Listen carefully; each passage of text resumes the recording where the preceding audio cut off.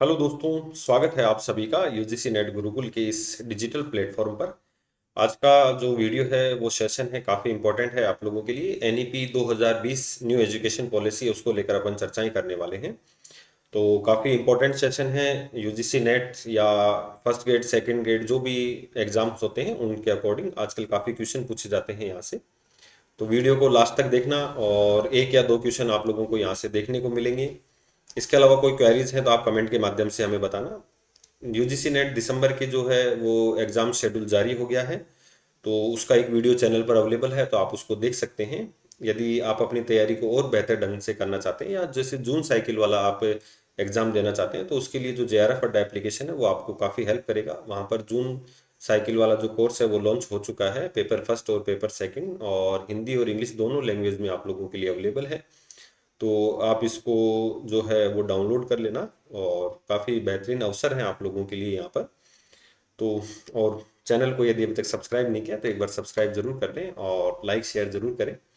आज हम जो बात करने वाले हैं, मानव संसाधन विकास मंत्रालय, जिसे पहले शिक्षा मंत्रालय कहा जाता था, इसके द्वारा अभी जो तीसरी शिक्षा नीति है भारत की, राष्ट्रीय शिक्षा नीति 2020 एनईपी 2020 को जारी किया गया। काफ़ी बेहतरीन सुझावों के साथ और परिवर्तनों के साथ इसको लागू किया गया, और ये फाउंडेशन से लेकर, मतलब प्री प्राइमरी से लेकर आपको जो है हायर एजुकेशन तक इसमें चेंजेशन देखने को मिले हैं। जैसे आप लोगों ने देखा होगा कि बीएड का जो कोर्स है वो हटाकर उसकी जगह 4 वर्षीय इंटीग्रेटेड कोर्स करने का विचार है। शिक्षा के साथ साथ स्किल के जो पेपर हैं, या स्टूडेंट जो ड्रॉप आउट हो जाते थे, उनकी शिक्षा वेस्ट नहीं जाए, तो उनको डिग्री, डिप्लोमा या सर्टिफिकेट कोर्स के माध्यम से जो है वो अवेलेबल करवाए जाएं, ताकि और फिर नई एजुकेशन में वापस अगर शामिल होता है, बच्चा ड्रॉप कर देता है, कुछ साल बाद वापस पढ़ता है, तो जहाँ तक उसने पढ़ाई की उसके आगे की पढ़ाई यहाँ पर उसके साथ जारी रहेगी। तो काफ़ी मतलब अच्छे परिवर्तन किए गए हैं। स्किल का पेपर है, भारतीय शिक्षा का पेपर है, जो लोकल लैंग्वेज है उनके अंदर एजुकेशन को लेकर है। एकेडमिक बैंक ऑफ क्रेडिट की स्थापना है, तो जितने क्रेडिट उसने अर्जित किए हैं वो उसके हमेशा रहेंगे। तो ऐसा करके काफ़ी मतलब अच्छा है तीसरी शिक्षा नीति जो भारत की है 2020। तो पहला क्वेश्चन तो यही बनता है कि भारत में अब तक कितनी शिक्षा नीतियां जारी हो गई हैं। तो 3 शिक्षा नीतियां यहाँ पर जारी हो गई हैं, तो उसमें अपन उनको लेकर चर्चा करेंगे। जैसे लास्ट वाली जो है 1992 में उसको संशोधन हुआ था, 1986 के बाद जो दूसरी शिक्षा नीति थी। तो ऐसे करके काफ़ी बेहतरीन क्वेश्चन बनते हैं। तो पहले एक छोटा सा डायग्राम अपन देखते हैं कि जो पहले था, पहले जो 10+2 था, यानी कि 10वीं और उसके बाद 12वीं, ठीक है, उस ढांचे को बदल दिया। अब उस ढांचे को जो बदल कर है वो क्या कर दिया, 5+3+3+4, तो ये आखिरी के चार, 9, 10, 11, 12, और ये 6, 7, 8, ठीक है, और ये 3 to 5, और ये क्या कर दिया, 3 साल जो प्री फाउंडेशन और फिर प्रिपरेशन। तो इस तरीके से इसको चेंज किया है। तो देखिए, ये अपन बात करें नया शैक्षणिक और पाठ्यक्रम ढांचा पूछता है, ये 5+3। तो इसमें देखो 3+2, अगर यहाँ पर अपन करें, इसको दो भागों में बांट दिया। तो आपने जैसे देखा होगा PP3 है, PP4 है, PP5 है, और फर्स्ट और सेकंड क्लास है, ठीक है। ये यहाँ पर ये 5 साल का जो है ये हो जाता है। और एज 8 से 11 साल है, जिसमें 3 से 5 साल का बच्चा है, ये 3 से 5 क्लास हो जाएंगी। और ये 6 to 8 हो जाएगा, और ये 9 से 12 हो जाएगा। तो इस तरीके से इसको सेकेंडरी डिवाइडेशन, मिडिल और प्रिपरेटरी और फाउंडेशनल, तो इस चार में डिवाइड किया है। तो ये 5 ये हो गए, 4 ये हो गए, फिर सॉरी 5, फिर 3, फिर 3, और ये 4। इस तरीके से जो है नया जो शिक्षा नीति में ये ढांचा इसमें एक किया जाएगा। एक आप लोग यहाँ पर वर्ड सुनते होंगे, सेमेस्टर सिस्टम, ठीक है। हर 6 महीने में जो है 90 दिन का आपका सेमेस्टर होगा, और ये 6 महीने में आपके एग्ज़ाम हो जाएंगे, ठीक है। और फिर दोबारा नेक्स्ट सेशन स्टार्ट हो जाएगा, सेमेस्टर फर्स्ट, सेमेस्टर सेकंड। तो ऐसे 8 सेमेस्टर वाली प्रणाली यहाँ पर शुरू की है, यानी कि 4 वर्षीय डिग्री कोर्स भी शुरू किया है। ये अपना इम्पोर्टेंट भी आप लोग ध्यान भी रखना कि एनईपी में जो पहले ग्रेजुएशन 3 वर्ष की होती थी, अब विद्यार्थी चाहता है तो उसमें शोध कार्य, रिसर्च कर सकता है, और उसे 4 वर्षीय जो है बीए की डिग्री या बीएससी की डिग्री दी जाती है, ठीक है। तो अब इसमें यहाँ पर आप लोगों के लिए दो बातें हो गई। एक तो 4 वर्षीय होता था इंटीग्रेटेड कोर्स, तो उसमें बीए प्लस बीएड, ठीक है, यानी ग्रेजुएशन प्लस बीएड साथ में हो जाती थी। अब 4 वर्षीय केवल डिग्री कोर्स है। इस डिग्री कोर्स में आप लोगों के लिए क्या किया गया है कि यहाँ पर आप लोगों को 3 साल की बीए तो है ही, प्लस 1 वर्ष आप लोग रिसर्च के लिए अलग से अवेलेबल करवाया गया है। जो विद्यार्थी इसको करना चाहते हैं उसको कर सकते हैं। साथ ही में आप लोगों के लिए थर्ड सेमेस्टर से यहाँ पर आप लोगों के लिए स्किल पेपर यहाँ पर लागू कर दिया गया है। अभी जो 11th और 12th क्लास हैं या 10th क्लास के बाद आप लोगों के लिए आने वाले समय में आप देखेंगे कि यहाँ पर भी आप लोगों को सेमेस्टर सिस्टम देखने को मिलेगा, यानी कि साल में 2 बार एग्जाम होंगे, यानी शिक्षा बिना बोझ। ठीक है, यशपाल कमेटी की जो रिपोर्ट थी, शिक्षा बिना बोझ, यहाँ पर इसको लागू किया गया है। तो ये काफ़ी इंपॉर्टेंट है, आप लोग इनको चीज़ों को ज़रूर है, ये बेसिक है, इसको पढ़ के जाना। तो थोड़ा सा इस पे अपन चर्चा कर लेते हैं क्या क्या ये रहा। तो ये जो ऑफिशियल जो भारत सरकार का था, ये उस पेज से हमने इसको कॉपी किया है। तो यहाँ पर देखिए, भारत द्वारा 2015 में अपनाए गए, ये आप लोग अपन जो है फर्स्ट और जो सेकंड यूनिट है उसमें अपन पढ़ते हैं। अपन ने इसके ऊपर पीवीआईक्यूज भी सोल्व किए। 2015 में अपनाए गए सतत विकास एजेंडा, यानी कि 2030 का जो लक्ष्य था, उसमें एसडीजी 4 में जो वैश्विक शिक्षा विकास एजेंडा के अनुसार 2030 तक, तो मोस्ट इंपॉर्टेंट सभी के लिए, तो ये 2030 एजेंडा 2030 का जो है ना, सभी के लिए समावेशी और समान गुणवत्ता युक्त शिक्षा सुनिश्चित करने और जीवन पर्यंत शिक्षा के अवसरों को बढ़ाए जाने का जो लक्ष्य है, उसके तहत अपन ने क्या किया है, 2020 शिक्षा नीति जारी की है।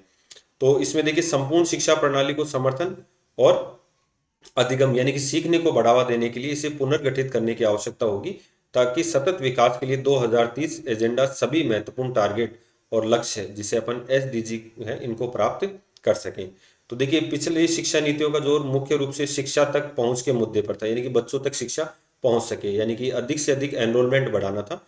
1986 की शिक्षा नीति, जैसे अभी मैंने चर्चा की, इसमें 1992 में जो संशोधन किया गया था, इसमें अधूरे काम की इस नीति के द्वारा पूरा करने का भरपूर प्रयास किया गया, यानी कि 1986 में जो दूसरी शिक्षा नीति आई थी, उसमें 1992 में कुछ संशोधन करके जो उसके टारगेट रह गए थे उनको पूरा करने का प्रयास किया गया।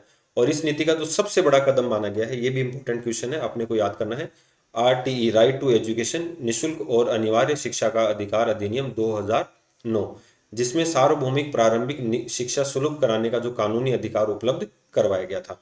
तो यहाँ पर आप लोग ध्यान रखना, भारतीय संविधान में आर्टिकल 21A जोड़ा गया था, आर्टिकल 21A, ठीक है, निःशुल्क और अनिवार्य जो है शिक्षा का अधिकार यहाँ पर जोड़ा गया। इसके तहत क्या किया गया कि 6 से जो 12 वर्ष की आयु के बालक बालिकाएं हैं, इनको जो है 6 से 14 वर्ष तक निःशुल्क क्या दी जाएगी, शिक्षा प्रदान की जाएगी। ठीक है, और इसमें जो प्राइवेट स्कूल हैं उसमें 25% सीटों का रिजर्वेशन भी यहाँ पर किया गया था, जो आर्थिक रूप से कमजोर है उनके लिए। तो ये इंपॉर्टेंट बातें हैं, आप लोग ध्यान रखना। और इसके अलावा देखिए, आपने जो मौलिक कर्तव्य है, 11वां मौलिक कर्तव्य भी जोड़ा गया था। और 1 अप्रैल 2010 जो है शिक्षा का अधिकार कब से लागू हुआ, ये क्वेश्चन पूछता है। 1 अप्रैल 2010 को जो है 2010 को शिक्षा का जो है अधिकार लागू हुआ है। ठीक है, तो ये इंपॉर्टेंट बातें हैं। आगे बढ़ते हैं अपन वीडियो में। तो ये शिक्षा नीति के बारे में कुछ फैक्ट्स हैं, उनकी अगर अपन बात करें, 29 जुलाई 2020, ठीक है, 29 जुलाई 2020 केंद्र सरकार ने इसको क्या कर दी, मंजूरी दे दी। तो इसीलिए तो इसको अपन एनईपी 2020 कहते हैं। ठीक है, हालांकि कमेटी तो 2017 में ही गठित कर दी थी, लेकिन लागू कब किया गया, एनईपी 2020। ठीक है, तो सितंबर जो 29 जुलाई 2020 को इसको सरकार ने मंजूरी दे दी। 34 वर्ष पुरानी जो राष्ट्रीय शिक्षा नीति थी 1986, इसको इसने प्रतिस्थापित कर दिया, इसकी जगह पर इसको लागू कर दिया। इसके 5 स्तंभ हैं, ये अपने को ध्यान रखना है। पहुंच, एक्सेस, सभी के लिए समान, गुणवत्तापूर्ण शिक्षा, वहनीय शिक्षा, अफोर्डेबल, और उत्तरदायित्व, ठीक है, अकाउंटेबिलिटी। तो ये इस शिक्षा के क्या किए गए, मुख्य 5 स्तंभ किए गए हैं। काफी बार पूछा गया क्वेश्चन है। 5 पिलर कौन कौन से हैं, तो एक्सेस है, इक्वलिटी है, क्वालिटी है, अफोर्डेबिलिटी है और एक्सेस अकाउंटेबिलिटी है। तो यहाँ पर ये आप लोगों के लिए महत्वपूर्ण है, जो पांचों पॉइंट अपने को याद रखने हैं। एक्सेस, इक्वलिटी यानी कि समान शिक्षा, सभी तक पहुंच सके ऐसी शिक्षा, गुणवत्तापूर्ण, क्वालिटी विकास हो, वहनीय, अफोर्डेबिलिटी और अकाउंटेबिलिटी। तो इसका निर्माण किसने किया, ये क्वेश्चन वैसे तो आप लोगों ने पढ़ भी लिया होगा, तो कई बार पूछता है। जून 2017 में एक कमेटी बनी थी, इसरो के जो पूर्व अध्यक्ष थे डॉक्टर के कस्तूरीरंगन, इनकी अध्यक्षता में जो कमेटी बनी, इसने अपनी रिपोर्ट दी थी मई 2019 में, और 29 जुलाई 2020 को उसको लागू कर दिया गया। ये स्वतंत्र भारत की, मैंने आपको बताया, तीसरी शिक्षा नीति है। 1968 के बाद यह शिक्षा नीति जो है लागू की गई थी। तो पहली शिक्षा नीति पूछ ले 1968, दूसरी है वो 1986। इनको लेकर भी अपन किसी और वीडियो में चर्चा करेंगे, लेकिन अभी समय की दृष्टि से ये काफी इंपॉर्टेंट है। अब जो इस शिक्षा नीति के प्रमुख जो उद्देश्य हैं, जो इसकी सिफारिशें हैं, उनको लेकर अपन चर्चा करें। कि पहली बात तो ये है कि शिक्षा में अपने को कितना खर्च करना है। तो शिक्षा का जो निवेश है उसको अपनी भारत की जो जीडीपी है उसका 6% तक लेके जाना है। ठीक है, और बहुत अच्छा खासा रेशियो होता है 6% की, भारत की जो है कुल जीडीपी का, ग्रोथ डोमेस्टिक प्राइस का जो है उसका 6% अपने को शिक्षा के ऊपर खर्च करना है। 10+2 के स्थान पर 5+3+3+4 का जो है वो अपनाई जाएगी। और मानव संसाधन विकास मंत्रालय, ठीक है, और ये जो था इसका शिक्षा मंत्रालय, ठीक है, ये कर दिया गया है अभी वर्तमान में। नेक्स्ट अपन बात करें, उद्देश्य क्या है, छात्रों में रचनात्मक सोच, तार्किक निर्णय और नवाचार को यहाँ पर क्या करना है, बढ़ावा देना है। तो ये इंपॉर्टेंट है यहाँ पर, ठीक है, कि इसका शिक्षा नीति 2020 का जो उद्देश्य है वो छात्रों में क्या करना है, रचनात्मक सोच को बढ़ावा देना है, तार्किक निर्णय जो लॉजिकल डिसीजन होते हैं और उनमें जो इनोवेशन को है वो बढ़ावा देना है। और मानव विकास मंत्रालय का जो नाम है ये आप लोगों ने काफी उस समय करंट का टॉपिक था, वर्तमान में क्या कर दिया, शिक्षा मंत्रालय कर दिया। ठीक है, अब ये देखिए फाउंडेशन स्टेज जो अपन ने वहां पर शुरुआत में जो डायग्राम के माध्यम से पढ़ा था कितना इजी हो जाता है। तो 5 वर्ष के लिए तो 3 साल जो प्री प्राइमरी स्कूल है, 2 वर्ष जो है 1 और 2, और इसमें शिक्षा, देखिए इस तरीके से क्वेश्चन पूछता है यहाँ पर कि ये किस पर आधारित होगी, तो ये पूरी तरह खेल आधारित शिक्षा है। ठीक है, यहाँ पर बुक्स का कम से कम उपयोग और खेल आधारित शिक्षा। ठीक है, जैसे इसमें PP3 हो जाता है, PP4 हो जाता है, PP5 हो जाता है। ठीक है, इस तरीके से, और 2 साल में कक्षा 1 और 2 को शामिल किया गया है। अब इसके बाद 3 वर्ष की जो शिक्षा है, प्रिपरेटरी स्टेज जो है, इसमें 3 से 5 तक, तीसरी चौथी और पांचवी, इसमें भविष्य की पढ़ाई का आधार तैयार किया जाएगा। मिडिल स्टेज है कक्षा 6 से 8 तक, यहाँ पर व्यावसायिक शिक्षा, वोकेशनल एजुकेशन देखिए, और कोडिंग शुरू की जाएगी। मतलब अभी लागू नहीं हुआ है ये पूरी तरीके से, धीरे धीरे सरकार इन चीज़ों को लागू कर रही है। अभी अपन एक बार पढ़ते हैं तो अपने को लगता है कि यार क्या वास्तव में ऐसा हो जाएगा, तो बिल्कुल होगा। ठीक है, कॉलेजों में धीरे धीरे होने लगा है और स्कूलों में धीरे धीरे इसको प्रोसेस कर रहे हैं। अभी सेमेस्टर सिस्टम सरकार ने घोषणा की है, अधिकतर राज्यों में लागू भी हो चुका है। नेक्स्ट जो लास्ट स्टेज होगी, सेकेंडरी स्टेज, कक्षा 9 से 12, जिसमें छात्रों को विषय चुनने का जो है उदारता दी जाएगी। मतलब इसमें देखिए अब नई शिक्षा नीति में क्या कर रही है सरकार, अभी कॉलेज स्तर पर जो इन्होंने कर दिया है उसका मैं आपको थोड़ा सा जो प्रैक्टिकली है वो ज्ञान दे देता हूँ। यहाँ पर होता क्या है कि अभी आप लोग क्या थे कि जैसे मान लो आपने बीए में सब्जेक्ट थे, बीए में आपके हिस्ट्री था, आपके पॉलिटिकल था और आपके जियोग्राफी था। तो ऐसी कंडीशन में आपके बीए में तीनों सब्जेक्ट यही रहते थे। अब क्या कर दिया कि आप है ना तीसरे सेमेस्टर के बाद यहाँ पर क्या कर सकते हो, एक सिलेबस, एक सब्जेक्ट को चेंज कर सकते हो। अब आपको मान लो ज्योग्राफी नहीं पढ़नी और मुझे मैथ्स पढ़नी है, तो आप यहाँ पर मैथ्स ले सकते हो। आप चाहते हो कि आपको यहाँ पर अकाउंट्स पढ़ना है, तो आप यहाँ पर अकाउंट्स ले सकते हो। आप चाहते हो कि यहाँ पर आपको फिजिक्स पढ़ना है, तो आप फिजिक्स ले सकते हो। ठीक है, थर्ड सेमेस्टर में आप लोगों के लिए एक जो है वो स्किल का पेपर लागू कर दिया। ठीक है, यहाँ पर आप स्किल, वैसे तो 6 सेमेस्टर के लिए बाद में लागू किया था, थर्ड फोर्थ फिफ्थ सिक्स, लेकिन अभी फिलहाल इसमें और चेंज करके फिफ्थ और सिक्स्थ में जो है वो भारतीय शिक्षा को यहाँ पर लागू कर दिया, योग को, शिक्षा को लागू कर दिया। तो काफी मतलब बेहतरीन यहाँ पर परिवर्तन किए गए हैं। तो अब ये परिवर्तन धीरे धीरे देखना आप स्कूली शिक्षा में भी आपको देखने को मिलेंगे। तो केवल ये किताबी ज्ञान नहीं, सरकार वास्तव में इनके ऊपर काम कर रही है। नेक्स्ट, बहुभाषावाद, यानी कि एक तो स्थानीय जो लोकल लैंग्वेज है आपकी मातृभाषा में, जो गांधी जी का विचार था शिक्षा वाला, शिक्षा का माध्यम कम से कम कक्षा 5 और अधिकतम जो है 8 तक मातृभाषा या क्षेत्रीय भाषा में रखने पर जोर दिया गया है। होता क्या है स्टूडेंट, जैसे मान लो कि अब अपन बच्चे को इंग्लिश मीडियम स्कूल में डाल देते हैं, ठीक है, और इसमें क्या होता है, बच्चा जैसे मान लो इंग्लिश मीडियम में डाला, आपने उसको कहा कि भाई 10 रुपए का ये सामान लेके आ जा। अब इंग्लिश मीडियम वाले बच्चे को पता ही नहीं है 10 रुपए क्या है। सबसे ज्यादा समस्या आती है भाई 49 रुपए का ये आप ये लेके आ, या 79 रुपए का ये लेकर आ, तो बच्चे को पता ही नहीं पड़ता ये क्या है। तो वो तो 79 कहेंगे तब उसको पता पड़ेगा। तो ऐसे क्या होता है कि जो उसको अपनी स्थानीय भाषा उसके बारे में जानकारी प्राप्त नहीं होती।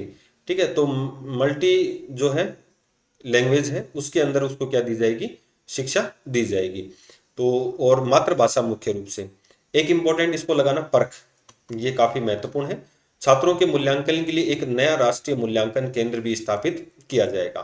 ठीक है, ये मैंने आपको चर्चा की, academic bank of credit, way student जिन्होंने अभी पोस्ट ग्रेजुएशन की है या ग्रेजुएशन उनकी चल रही है, तो ऐसे स्टूडेंट्स ने अपनी एबीसी आईडी जरूर बनाई होगी, तो उनको पता है, उनको ज़्यादा यहाँ पर रटने की जरूरत नहीं है। एकेडमिक बैंक ऑफ क्रेडिट क्या होता है, जैसे आपका ड्रॉप बॉक्स होता है या आपका जो अकाउंट होता है गूगल के ऊपर जिसमें आपकी मार्कशीट वगैरह सब मिलती हैं, उसको बोलते थे, मैं नाम मेरे मिस हो रहा है, तो उसमें आपकी जब 10th की या 12th की मार्कशीट जो मिलती है, तो ऐसा ही आपका एबीसी अकाउंट है। इस एबीसी अकाउंट में जैसे आप लॉगिन करेंगे तो आपका 10th 12th और जो ग्रेजुएशन पोस्ट ग्रेजुएशन जो भी एजुकेशन की डिग्री हैं वो आपको इसमें मिल जाएंगी।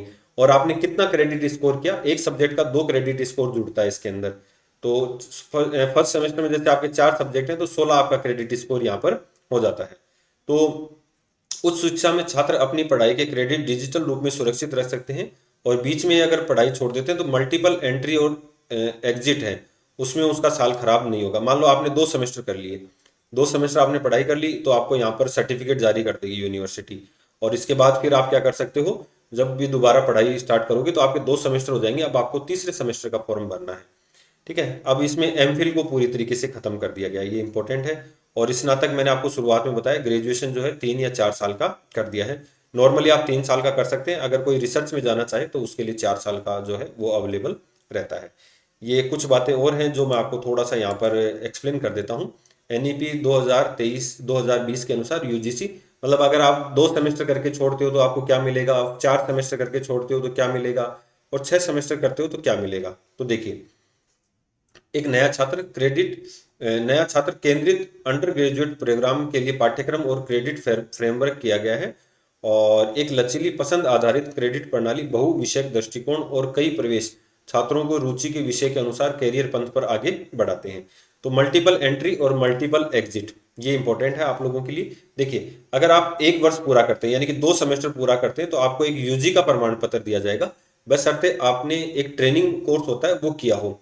ठीक है, दूसरा है अध्ययन के 2 साल बाद में 4 सेमेस्टर के बाद आपको एक यूजी का डिप्लोमा मिल जाएगा। और 6 सेमेस्टर अगर आप कंप्लीट कर लेते हो तो आपको स्नातक की डिग्री मिल जाएगी। और अगर 4 साल की स्नातक डिग्री करते हो तो इसके साथ आपको ऑनर्स की डिग्री भी आपको मिल जाएगी, यानी कि रिसर्च। तो देखिए, यदि छात्र स्नातक की डिग्री अनुसंधान के साथ चौथे वर्ष में अध्ययन के अपने प्रमुख क्षेत्रों में कठोर शोध परियोजना को क्या करता है, पूरा करता है, तो उसे ऑनर्स बीए ऑनर्स की डिग्री उसको या बीएससी ऑनर्स की डिग्री मिल जाएगी। तो पहला वर्ष पूरा करता है तो यूजी का प्रमाण पत्र, अंडर ग्रेजुएट का प्रमाण पत्र, यूजी डिप्लोमा का 4 सेमेस्टर पूरा करता है और 6 सेमेस्टर पूरा करता है तो उसे बीए की डिग्री या बीएससी की डिग्री मिल जाएगी। ठीक है, और अगर वीडियो पसंद आ रहा हो तो स्टूडेंट्स लाइक कर देना और नीचे कमेंट जरूर करना। प्रारंभिक शिक्षा और भाषाई विविधता ये अपन पढ़ चुके हैं। आंगनबाड़ी और प्रारंभिक बाल्यावस्था देखभाल एवं शिक्षा जो ईसीसी का कोर्स भी होता है, आप लोगों ने देखा होगा, जो प्री प्राइमरी स्कूलों में पढ़ाने के लिए 6 विद्यालयों में कक्षा 1 और 2 की शिक्षा 6 से 8 वर्ष। और इसमें शिक्षा होगी वो बुनियादी साक्षरता और संख्यात्मक ज्ञान, एक राष्ट्रीय मिशन की स्थापना करना और बुनियादी साक्षरता प्रदान करनी है 2025 तक, जो सभी बच्चे हैं उनको, ये अपना लक्ष्य है। भाषा का माध्यम रहेगा कक्षा 5 तक मातृभाषा, स्थानीय और क्षेत्रीय भाषा। संस्थान देखिए, भारतीय भाषाओं के संरक्षण के लिए, ये इंपॉर्टेंट है, आप इसमें पूछता भी है क्वेश्चन कि एनईपी 2020 के अंतर्गत भारतीय भाषाओं के संरक्षण के लिए भारतीय अनुवाद एवं व्याख्या संस्थान आईटी और फारसी, पाली व प्राकृत के लिए राष्ट्रीय संस्थान क्या किए जाएंगे, स्थापित किए जाएंगे एनईपी 2020 के तहत। ठीक है, 2030 तक ये भी काफ़ी अच्छा है आंकड़ा, ये पूछता है कि 2030 तक स्कूली शिक्षा में 100% जो है सकल नामांकन अनुपात जो है इसको प्राप्त करने का लक्ष्य है। शिक्षा पर जीडीपी का 6% खर्च करने का लक्ष्य है। और 2030 तक शिक्षक बनने के लिए जो 4 वर्षीय इंटीग्रेटेड कोर्स है उसको अनिवार्य करना है। जो बीएड है वो समाप्त हो जाएगी और 4 वर्षीय एकीकृत इंटीग्रेट कोर्स हो जाएगा। ठीक है, थोड़ा सा अपन चर्चा करें यहाँ पर जो कुछ एक्स्ट्रा है कि पाठ्यक्रम और मूल्यांकन में सुधार है, तो बस्ते के बोझ को कम करना है। तो ये तो पहले से भी सरकार की प्लानिंग है। तो जैसे राजस्थान में स्कूलों में शनिवार को जो है बिना बैग के जो बच्चों को बुलाया जाता है, छोटे बच्चों को, मुख्य विषयों तक सीमित एवं तार्किक चिंतन पर ध्यान है। विषयों को लचीलापन है, तो कला, विज्ञान, व्यावसायिक और शैक्षणिक विषयों के बीच कोई अंतर नहीं होगा। जैसे मैंने आपको बताया ना कि 3rd सेमेस्टर में आप अपना एक साइंस का ले सकते हो या कॉमर्स का या कंप्यूटर का सब्जेक्ट ले सकते हो। 6 से ही व्यावसायिक शिक्षा शुरू हो जाएगी जिसमें इंटर्नशिप की व्यवस्था भी शामिल है, तो ये ध्यान रखना। कक्षा 10वीं और 12वीं की परीक्षाओं में बदलाव, जैसे सेमेस्टर या बहुविकल्पीय प्रश्न। ठीक है, ये कर भी दिए हैं अभी। जैसे आपने 10th और 12th के पेपर देखे होंगे तो 18 क्वेश्चन उसमें ऑब्जेक्टिव आ रहे हैं, 6 क्वेश्चन जो है इसमें फिल इन द ब्लैंक्स आ रहे हैं, 12 क्वेश्चन या 18 क्वेश्चन आप लोग 12 क्वेश्चन सॉरी वन लाइनर देने लग गए। तो काफी मतलब यहाँ पर चेंज हुआ। एआई का प्रयोग, मूल्यांकन और भविष्य के निर्माण में मदद के लिए एआई आधारित सॉफ्टवेयरों का जो है प्रयास। तो इसमें शिक्षकों के लिए भी सुधार की कुछ बात की गई है, तो उसको भी अपन चर्चा कर लेते हैं। पारदर्शी नियुक्ति, बिल्कुल ये चल रहा है। और अभी शिक्षकों के लिए भी, जैसे मान लो कुछ गवर्नमेंटों ने जो कई साल हो गए नौकरी में, उनके लिए जैसे वो टीचर एलिजिबिलिटी टेस्ट लागू कर दिया है, तो ये भी एनईपी के तहत लागू हुआ है। तो मानक एनपीएसटी 2022 शिक्षकों के लिए राष्ट्रीय पेशेवर मानक का विकास करना है। अनिवार्य योग्यता 2023 तक 30 तक अध्यापन के लिए न्यूनतम योग्यता 4 वर्षीय एकीकृत बीए डिग्री होगी, ठीक है। और एनईटीएफ शिक्षा में तकनीक के प्रयोग को बढ़ावा देने के लिए राष्ट्रीय शैक्षिक प्रौद्योगिकी मंच नेशनल एजुकेशन टेक्नोलॉजी फोरम की यहाँ पर क्या होगी, स्थापना होगी, ठीक है। तो अभी आपने देखा भी होगा यूजीसी इनको बंद करके एक नया संस्थान स्थापित किया जा रहा है। तो एनईपी पे जो क्वेश्चन पूछे गए हैं उनको लेकर अपन चर्चा करेंगे। उम्मीद करता हूँ कि ये वीडियो आपके लिए काफ़ी यूजफुल होगा। जरूर देखना, एक या दो क्वेश्चन यहाँ से पूछे जाते हैं। वीडियो को शेयर और चैनल को सब्सक्राइब जरूर कर लें। मिलते हैं नेक्स्ट वीडियो में। धन्यवाद।